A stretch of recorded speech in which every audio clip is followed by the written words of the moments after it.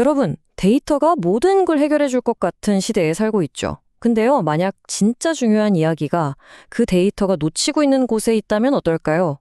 오늘 이야기는 바로 여기서 시작합니다. 빅데이터 시대를 향한 무려 50년이나 된 질문이에요. 우리는 데이터로 제국을 세울 것인가? 아니면 그 주변을 떠도는 방랑자가 될 것인가? 자, 한번 보세요. 1968년입니다. 컴퓨터 시대가 막 열리던 바로 그때 한 역사학자가 이런 예언을 합니다. 와, 정말 대단하죠. 이 한 문장에 당시의 분위기가 다 담겨 있어요. 컴퓨터가 이제 인문학까지 완전히 뒤바꿔 놓을 거라는 그런 엄청난 기대와 확신 말이에요. 근데 말이죠. 여기서 아주 근본적인 질문이 딱 떠오르는 거죠. 만약에 역사의 진짜 알맹이, 그러니까 우리 인간 경험의 그 핵심이 컴퓨터가 절대로 셀 수 없는 것들에 있다면요? 그럼 어떡하죠? 바로 이 질문이 오늘 우리가 파헤쳐볼 이야기의 심장부입니다. 자, 그럼 오늘 어떤 순서로 이야기를 풀어갈지 한번 볼까요? 먼저 그 유명한 예언부터 시작해서 당시 학자들이 어떻게 기계의 유혹에 빠졌는지 볼 거고요. 그리고 좀 의외의 인물이죠. 푸코가 여기에 어떻게 엮이는지 살펴볼 겁니다. 그 다음엔 데이터의 진짜 역할은 뭘까? 그리고 방랑자라는 아주 멋진 개념을 알아본 뒤에 이 모든 게 지금 우리에게 왜 중요한지 이야기하면서 마무리하겠습니다. 네, 첫 번째 이야기, 역사가를 위한 예언입니다. 아까 그 루아 라디리의 말 있잖아요. 그게 그냥 앞으로 이렇게 될 거야 하는 단순한 예측이 아니었어요. 이건 뭐랄까, 선언에 가까웠죠?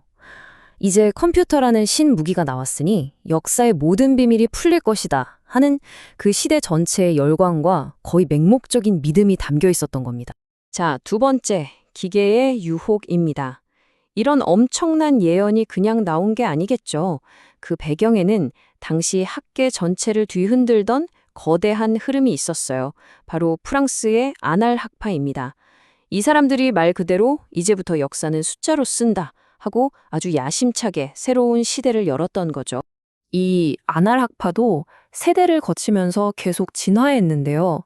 처음 1세대는 왕이나 전쟁 얘기는 그만 평범한 사람들 문화를 보자 이랬어요.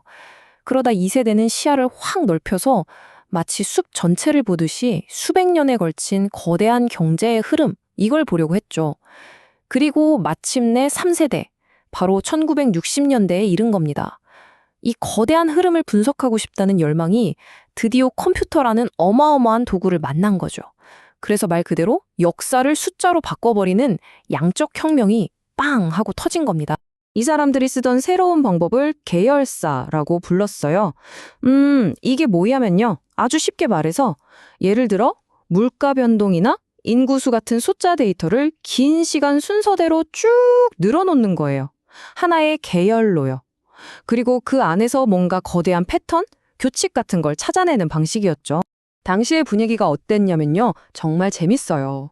IBM 360 같은 거대한 메인프레임 컴퓨터가 딱 등장하니까 연구자들이 그야말로 통계적 도취 상태에 빠져버린 거예요. 드디어 역사를 막연한 이야기가 아니라 진짜 과학으로 만들 수 있다. 이런 흥분이 학계 전체를 그냥 휩쓸어버린 거죠. 자, 세 번째 파트입니다. 푸코의 의외의 지지. 여기서부터 이야기가 정말 예상치 못한 방향으로 확 틀어집니다.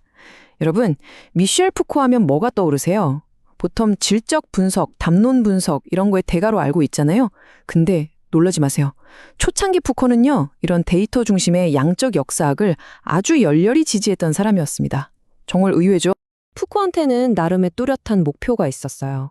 그는 기존 역사가들이 역사를 너무 매끄럽게 하나의 쭉 이어지는 이야기처럼만 쓴다고 비판했거든요. 그래서 이 데이터 분석, 계열사야말로 기존 역사가들이 놓쳐버린 역사에 숨겨진 단절점, 갑작스러운 변화, 이걸 푸코는 비연속성이라고 불렀는데 바로 그걸 찾아낼 수 있는 혁명적인 도구라고 믿었던 겁니다. 심지어 푸코는 그 방법을 아주 구체적으로 머릿속에 그리고 있었어요. 자, 상상해보세요. 데이터로 그래프를 쫙 그립니다. 그리고 그 그래프가 꺾이는 지점, 그러니까 상승하다가 하강으로 바뀌거나 반대로 꺾이는 그 변곡점을 찾아내는 거죠. 푸코는 바로 그 지점이 역사가 단절되는 결정적인 순간이라고 본 거예요. 그런데 말입니다. 바로 여기에 정말 치명적인 아이러니가 숨어 있었어요. 한번 생각해 보세요. 데이터를 모아서 매끄러운 곡선을 그린다는 게 대체 무슨 의미일까요? 그건 결국 모든 특이한 값, 모든 예외적인 사건들을 다 갈아 넣어서 평균이라는 하나의 부드러운 흐름을 만드는 거잖아요. 결국 푸코가 단절을 찾겠다고 선택한 그 도구가 자기가 찾으려던 그 단절을 아주 깨끗하게 지워버리고 있었던 셈이죠. 자, 네 번째 이야기입니다. 데이터의 진짜 역할. 바로 이 막다른 골목 같은 상황에서 우리 이야기의 진짜 주인공이 등장합니다.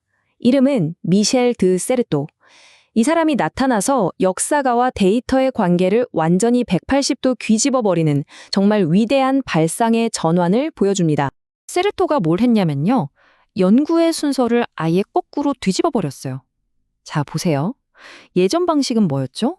온갖 뒤죽박죽인 자료들 속에서 어떻게든 깔끔한 이론 하나를 만들어내려고 했었죠. 근데 세르토는 정반대로 말합니다. 아니, 일단 깔끔한 모델부터 세우자. 그리고 컴퓨터를 이용해서 그 모델에 들어맞지 않는 것들, 그 모델이 설명 못하는 것들, 즉 데이터 속에 숨어있는 오류나 일탈을 찾아내는 거야. 바로 거기서부터가 진짜 연구의 시작이다. 라고요. 그러니까 핵심은 딱 이겁니다. 데이터에 있는 오류나 잡음, 그거 버리는 게 아니라는 거예요. 오히려 그게 우리가 찾아가야 할 최종 목적지라는 거죠. 왜냐? 우리가 만든 모델이 예측하지 못하는 바로 그 지점에야말로 우리가 파고들어야 할 진짜 현실이 숨어있기 때문입니다. 자, 다섯 번째입니다. 방랑자로서의 역사가. 세르토는 자신의 이 새로운 생각을 설명하기 위해서 정말 기가 막힌 비유를 하나 만들어냅니다. 그는 두 종류의 역사학자가 있다고 하래요. 하나는 제국건설자. 이 사람들은 데이터를 막 모아서 평균을 내고 그걸로 거대한 이론의 제국을 건설하려고 합니다. 그래서 이 사람들한테는 예외라는 건 그냥 없애버려야 할 잡음에 불과해요. 하지만 세르토가 말하는 방랑자는 완전히 다릅니다.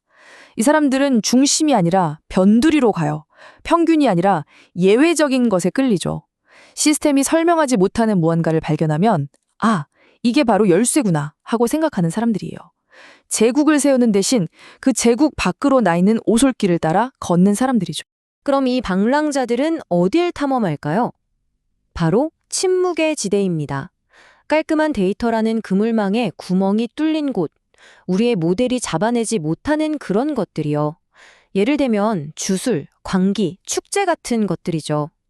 숫자로 기록되지 않은 보통 사람들의 삶, 잊혀진 세계.